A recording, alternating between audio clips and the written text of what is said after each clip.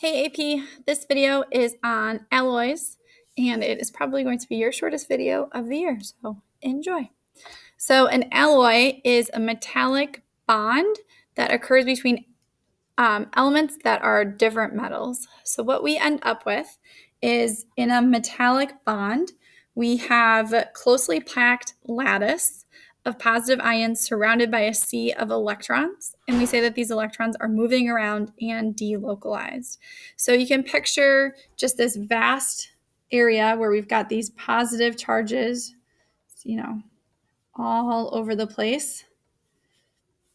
And those are our nuclei of our different metallic atoms. And then along with that, we have all these electrons just hanging out, floating all around.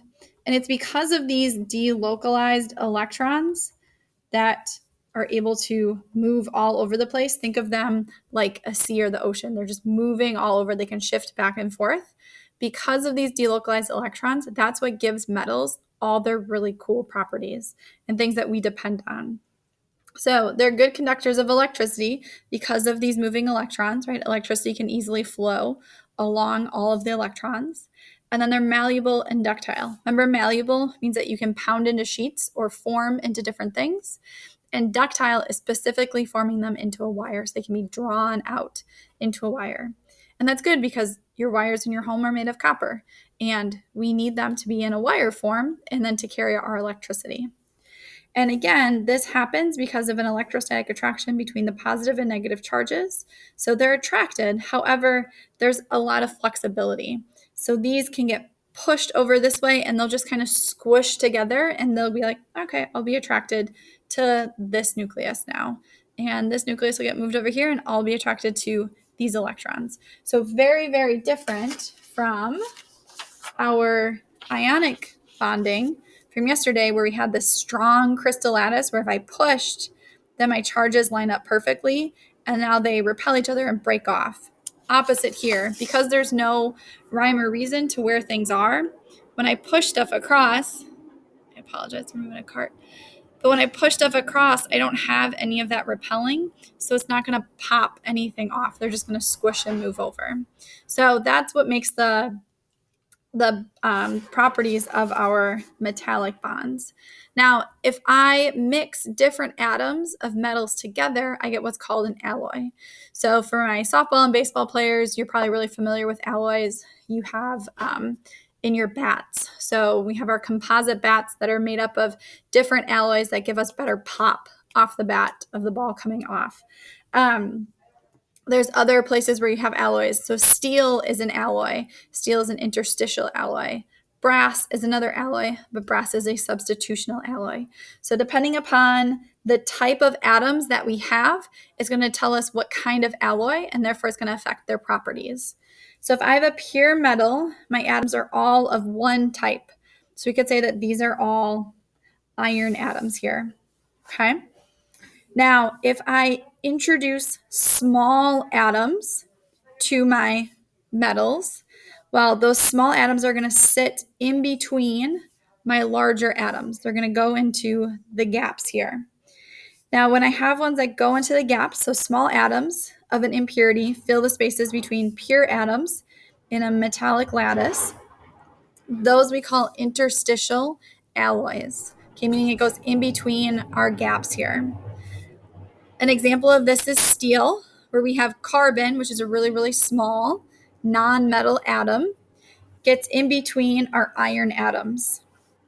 And what this does is this makes our alloy less malleable and a little less ductile because these small atoms are going to lock those metal atoms into place. They're kind of like a key or a chuck that gets put into place, and then you can't move things over because they become stuck. Right? I can't slide past it if this guy's in my way.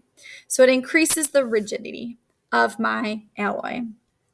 And that makes sense, right? We build buildings out of steel because they'll sway in the wind some, right? But they're not going to fall over. They're still strong enough to stand up.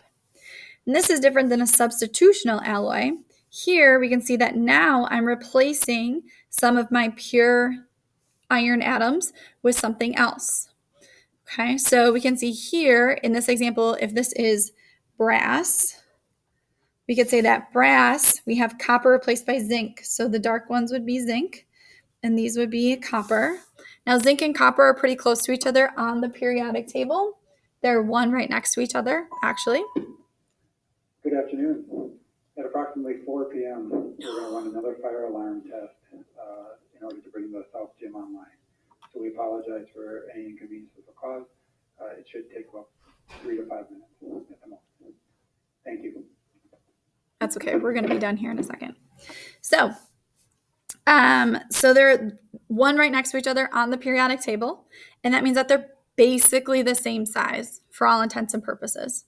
Okay, so that means it's 1 for 1 size-wise. So if I'm having them to be basically the same size, I'm just changing essentially the nucleus here. And I've got one more electron. So my overall composition has changed some, but not as much as it's changed here. So here, substitutional, right, and substituting 1 for 1. I have a pure metal ions replaced by similar size atoms. Our example is brass. And we have reduced malleability and ductility. And the alloy's density between the two metals is present.